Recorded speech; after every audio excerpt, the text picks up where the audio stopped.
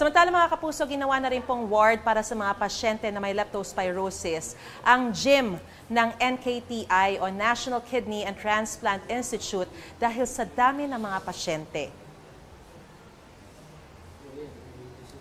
Ayon sa pamunuan ng ospital, mahigit 20 pasyente ang nananatili sa gym.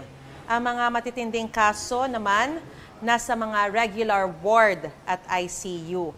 50 ang kabuang bilang ng mga naka-admit sa NKTI na may leptospirosis. Ayon sa Department of Health, hindi bababa sa 15 pang ospital ng gobyerno ang kayang tumanggap ng leptospirosis patients. Patuloy ang paalala ng DOH sa mga hindi makakaiwas sa baha, magsuot ng bota at uminom din po ng prophylaxis. Pagkatapos ay maghugas ng paa at maligo, pati at kumonsulta na rin po sa doktor. Gusto mo bang mauna sa mga balita? Mag-subscribe na sa GMA Integrated News sa YouTube at tumutok sa unang balita.